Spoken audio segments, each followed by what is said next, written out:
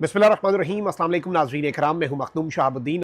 उम्मीद करता हूं आप सब लोग बखैर वाफियत होंगे और जहां भी होंगे अपने अहले खाना समेत खुश भी होंगे और महफूज भी। नाज़रीन इकराम, आज 21 अक्टूबर 2024 यही वो दिन है जो आइनी तरामीम को पास करवाने का दिन है।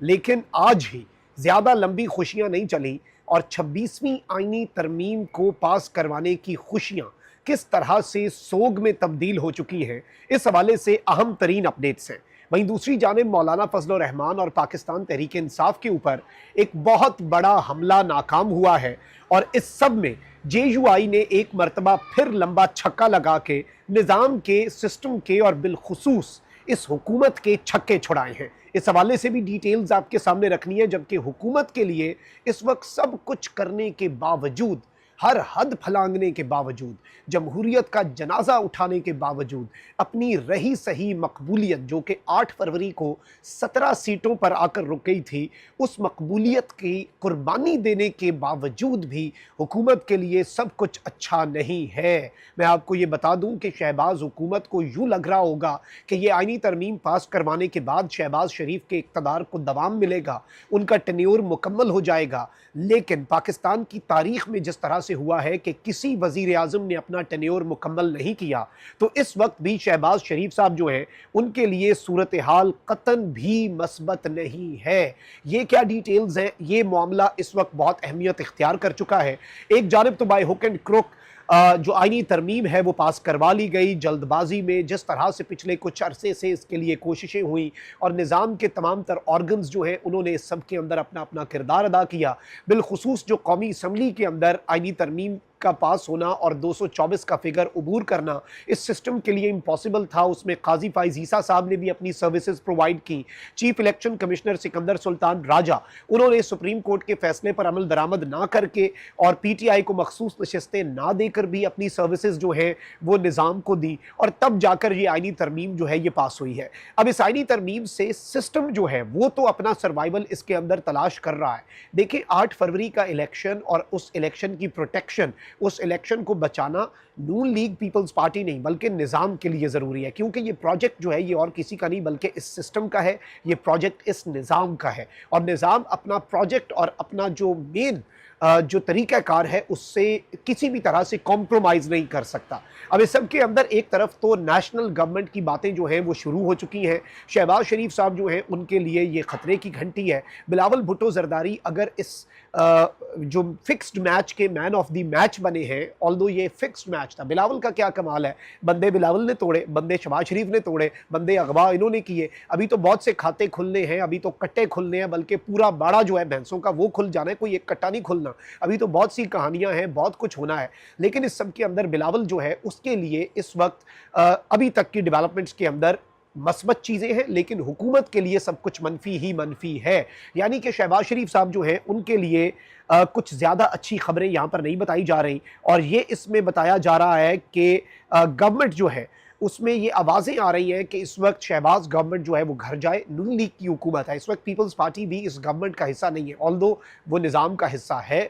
और आइनी तरमीम की ज़्यादा फिक्र बिलावल को क्यों थी, बिलावल क्यों इस प्रोजेक्ट के प्रोजेक्ट इंचार्ज थे और इसके बदले में बिलावल को क्या ऑफ़र किया गया था, ये सब कुछ क्या आले शरीफ को नहीं पता। और अब जब बिलावल का प्रोजेक्ट कामयाब हुआ है बाय हुक एंड क्रुक और निज़ाम की फैसिलिटेशन के साथ, तो अब यहाँ पर ख़बर आ रही है कि एक कौमी हुकूमत यानी कि नून लीग की हुकूमत ख़त्म हो और एक कौमी हुकूमत बने। और उस कौमी हुकूमत में कौन हो, उस कौमी हुकूमत में बिलावल भुट्टो जरदारी जो है वो वज़ीर आज़म बन जाएं और शहबाज शरीफ के लिए इसमें माइनस होने की राह जो है वो भी हमवार। अच्छा बच्चा शहबाज शरीफ, नवाज शरीफ तो ऑब्वियसली उन्हें बुलाया गया, वज़ीर आज़म का ऐलान हुआ, नहीं बन सके, लेकिन शहबाज शरीफ के लिए भी ऑल इज़ नॉट वेल। और पाकिस्तान की तारीख में जिस तरह से आज तक किसी वज़ीर आज़म ने अपना टेन्योर मुकम्मल नहीं किया, तो एक फॉर्म 47 वाली असम्बली में इतनी रिगिंग के बावजूद, निज़ाम की फैसिलिटेशन के बावजूद लाया गया वज़ीर आज़म जो कि वैसे ही कमज़ोर वज़ीर आज़म है, जो कि अवाम के वोटों से मुंतखब नहीं हुआ। यहाँ पर तो अवाम के वोटों से मुंतखब होने वाले वज़राए आज़म जो हैं उनके खिलाफ साजिशें कामयाब हो जाती हैं। तो शहबाज शरीफ साहब किस खेत की मूली है ये सबको पता है। अच्छा, वही दूसरी जानिब JUI और पाकिस्तान तहरीक इंसाफ के जो ताल्लुकात हैं, देखें जो इन्होंने कल अपने रास्ते जुदा करने का फैसला किया उसमें भी वापसी की राह और आपस में इत्तेहाद नहीं तोड़ा। मौलाना साहब ने खड़े होकर कहा कि जी हम इस तरमीम की हिमायत कर रहे हैं, लेकिन PTI वाले एहतजाजन उनका ये हक है कि वो इस तरमीम का बाइकआउट करें, क्योंकि उनके रहनुमा, उनके लीडर, उनके बानी चेयरमैन के साथ जो जेल के अंदर हो रहा है और जो कुछ हो रहा है, मौलाना ने उस पर भी बात की और PTI ने भी कहा कि हमें मौलाना से अब कोई शिकवा नहीं है। मौलाना साहब ने अपना पूरा किरदार अदा किया। ऑब्वियसली जो वो अफसाना जिसे अंजाम तक लाना ना हो मुमकिन, उसे एक खूबसूरत मोड़ देकर छोड़ना अच्छा। अब इस सब के अंदर ऑल्दो मौलाना फजलुर रहमान जो है उनके खिलाफ आवाज़ें उठ रही है कि मौलाना शुरू से मिले हुए थे, ये हो गया वो हो गया। ऑल्दो अगर शुरू में मिले हुए होते तो आई थिंक कि ये ख़तरनाक तरामीम जिस तरह से हुई है ये ना होती, क्योंकि अभी इसमें मिलिट्री कोर्ट्स बहुत कुछ जो है इसमें से माइनस हुआ है और सांप के दांत तो अब, और जुडिशरी तो मुकम्मल तौर पे एग्जेक्टिव के नीचे आ गई है, लेकिन और भी बहुत कुछ था इनिशियल मुसव्वदे में। अब यहाँ पर एक खबर आई जा रही थी और मुख्तलिफ व्हाट्सएप ग्रुप्स के अंदर, ट्विटर के ऊपर, सोशल मीडिया पर लोगों ने उस खबर को फैलाना शुरू कर दिया और वो खबर ये थी कि जो JUI है उसके मौलाना असद महमूद, जो कि मौलाना फजलुर रहमान साहब के साहबजादे हैं, उनके हवाले से ये खबर आ रही थी कि उन्हें गवर्नर बना दिया गया है, उन्हें गवर्नरशिप जो है वो दे दी गई है।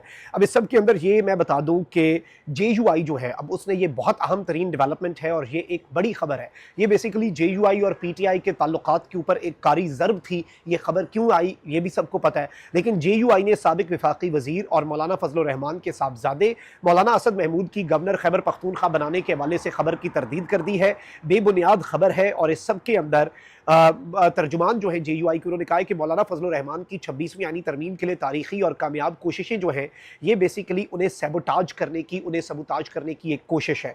अब एक तरफ ये डेवलपमेंट है तो वहीं दूसरी जानिब मैं आपको ये बता दूं कि इस वक्त हुकूमत के लिए ऑल इज़ नॉट वेल। 26वीं आनी तरमीम पास करवा ली, 20 तारीख वफाकी काबीना से 26वीं आनी तरमीम पास हुई और सेनेट से असल वारदात 21 तारीख को रात की तारीकी में डली। जैसे 10 अप्रैल को रात को पार्लिमान में, कौमी असम्बली में इमरान खान के खिलाफ तहरीक अदम एतमाद पास हुई थी, उसी तरीके से रात की तारीकी में वारदात डली और 26वीं आनी तरमीम पास हुई। तो आज ही मैं आपको ये बता दूं कि अभी तक इमरान खान साहब जो हैं उनसे मुलाकातों पर 18 तारीख तक पाबंदी थी, फिर 2 दिन की एक्सटेंशन हुई 20 तारीख तक और अब ताहुक्म सानी पाबंदी है सब पे, क्योंकि इस वक्त भी सिस्टम खौफजदा है और सीनियर मोस्ट को चीफ जस्टिस ना बनाने के हवाले से ये अपनी पूरी कोशिश कर रहे हैं। इस सब के अंदर पाकिस्तान तहरीक इंसाफ ने बहुत बड़ा ऐलान किया और ऑब्वियसली अब करना पड़ेगा। अब ना चाहते हुए भी, चाहे अली अमीन गंडापुर हो या मौजूदा लीडरशिप, खान साहब को आज नहीं तो कल, कल नहीं तो परसों, 10 दिन बाद हो जाएगा, महीने बाद, खान साहब से कभी तो राब्ता बहाल होना ही है ना, तो खान साहब को भी तो कोई मुंह दिखाना है इन्होंने।